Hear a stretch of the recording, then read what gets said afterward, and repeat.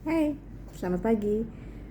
Saya kan baru pulang dari Singapura kemarin sejak tanggal 19 Juli sampai 29 Juli kemarin. Nah, saya cuma mau cerita bahwa kedatangan saya ke sana adalah untuk survei disabilitas, di mana saya bisa membawa konsep-konsep yang bagus ada di Singapura untuk dilakukan atau didesain di Jakarta, di Indonesia.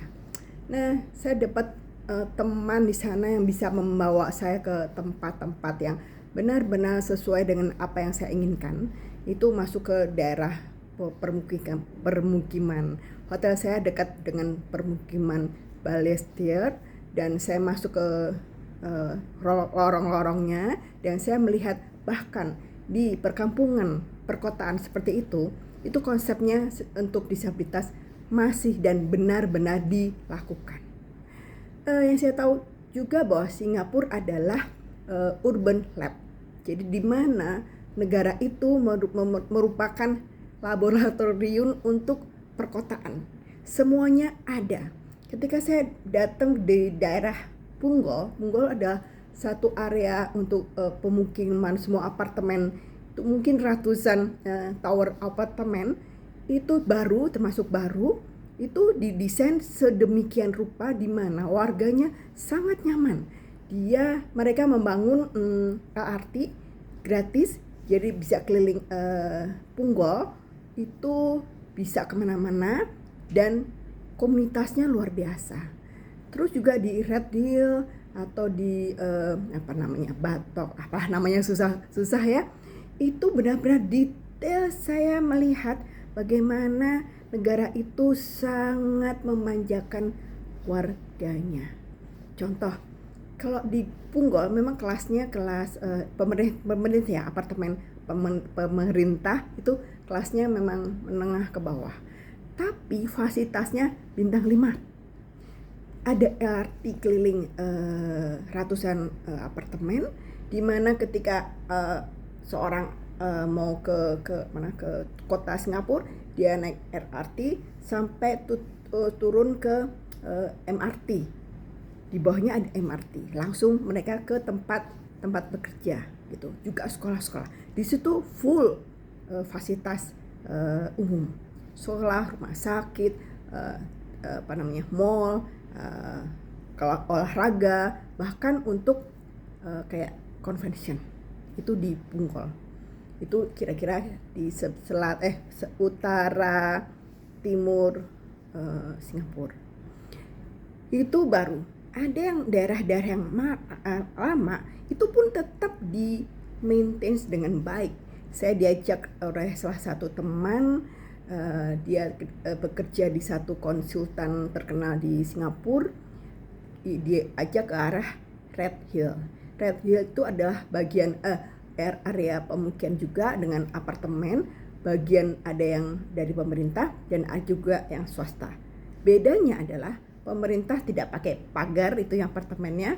Kalau swasta ada pagarnya, tapi desainnya sama. Artinya yang swasta biasanya ada konsultan arsitek yang bagus. Yang di pemerintah mungkin dari pemerintah sendiri, tapi desainnya kira-kira sama. Jadi tidak ada perbedaan yang menyolok antara ekonomi antara yang atas sama yang di bawah.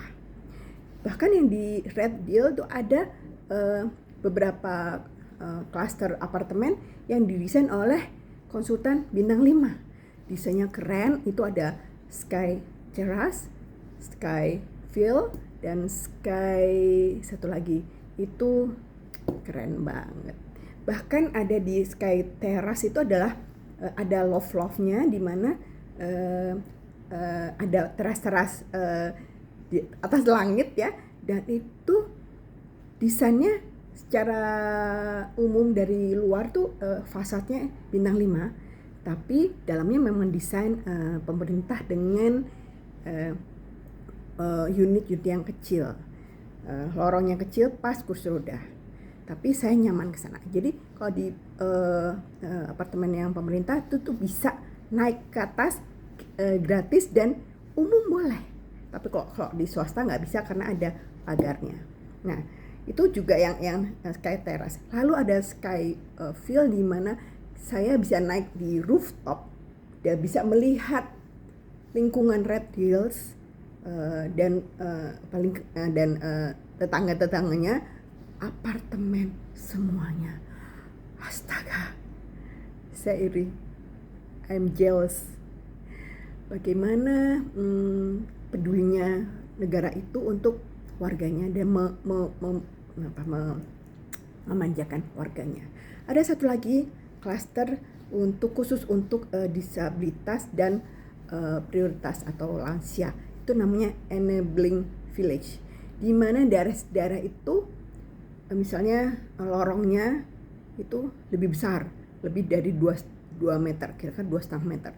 Kalau yang lain biasanya antara 1,8 sampai 1,8 itu minimal. Nah, 2,5 meter itu semua lorongnya sebesar itu, dan ada satu supermarket ya di komunitas itu kan kalau namanya juga supermarket pasti kan butuh tempat untuk menjual ya barang-barangnya. Nah ini jarak lorong itu 2,5 meter.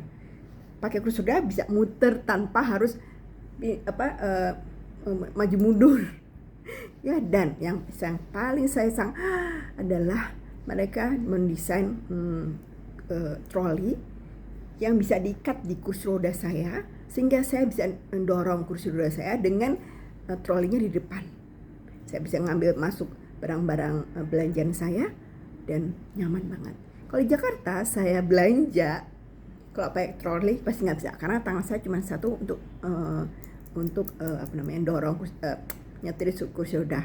Lalu kalau misalnya pakai keranjang pun saya taruh di paha saya tuh merah karena barang-barang semakin banyak berat pasti merah. Jadi saya kalau belanja barangnya masuk aja di atas kursi roda atau di dalam tas.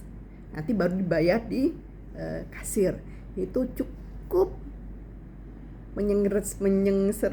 menyengsarakan karena barang-barang yang ada di atas kursi roda sering jatuh kalau saya mengambil barang. Jadi desain troli itu luar biasa dan konsepnya sebenarnya sederhana, tapi ide dan kepeduliannya itu yang luar biasa.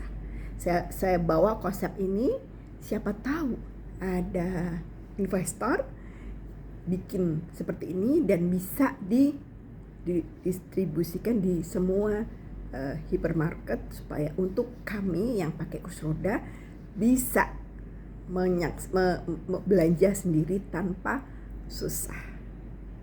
Nah, Singapura sendiri bukan hanya di daerah permukiman ya. Saya masuk juga ke daerah wisata. Kalau wisata jelas ya semua ramah disabilitas. Ada dan semua dan Singapura benar-benar detail banget tuh bicara tentang disabilitas. Sama dengan Jepang. Nah, tapi di Esplanade Theater itu tidak ada naik turun pakai lift, tapi pakai tangga lift dengan, tapi tetap harus minta bantuan orang atau petugas untuk menjalankannya. Kalau di Jepang saya bisa masuk sendiri tanpa dibantu karena memang mungkin Jepang lebih banyak memakai tangga lift karena memang itu kan negara tua di mana stasiunnya tua tapi keretanya kan ganti-ganti lebih modern sehingga jarak antara stasiun dan kereta bisa naik turun atau jauh ya, dan itu dibantu oleh tangga lift beberapa tempatnya. Kalau di Singapura kan sebuah negara muda di mana stasiunnya dibangun dan keretanya juga ini, tapi artinya belum ada perubahan signifikan tentang teknologi kereta. Apapun namanya, Singapura is the best sebagai urban laboratorium, urban lab, di mana semua konsep perkotaan yang pakem yang sudah biasa kita mendesain atau yang kita inginkan sepertinya semua ada di Singapura. Ya, inilah salah satu kepedulian saya untuk Indonesia, di mana saya berjuang banget untuk disabilitas Indonesia supaya Indonesia lebih peduli.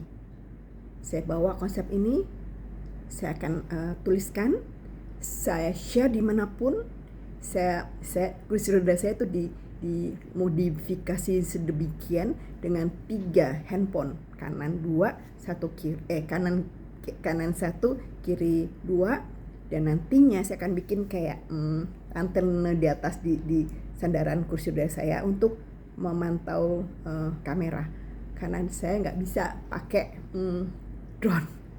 Tangan saya cuma satu, dan dimana drone itu bisa membutuhkan 2 tangan untuk menyetir gitu ya. Jadi saya nggak mungkin mempunyai drone kecuali ada teman yang bisa membantu.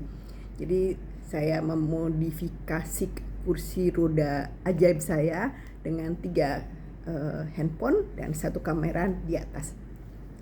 Dan semoga apa yang saya lakukan untuk untuk Indonesia dari Singapura bisa menjadikan inspirasi Indonesia untuk membuat Indonesia lebih ramah disabilitas. Next, karena saya ingin banget untuk membuat tulisan tentang disabilitas di 4 benua, Asia, Eropa, Amerika, dan Australia. Mungkin akhir September sampai akhir Oktober saya akan survei di Eropa dan UK, Inggris. Ya, kita lihat, tapi yang jelas saya lagi menunggu wawancara untuk visa Schengen-nya. Tahun depan saya mau ke Amerika sama Kanada, dan 2 tahun lagi saya akan keliling Australia dan New Zealand, dan semuanya akan menjadi saya rangkum dengan beberapa buku. Konsepnya adalah disabilitas di 4 benua. Semoga semua yang saya bawa dari luar untuk Indonesia itu menjadi inspirasi negara ini, dan negara kita ini menjadi lebih ramah disabilitas, karena saya peduli Indonesia dan saya cinta Indonesia. Selamat pagi, salam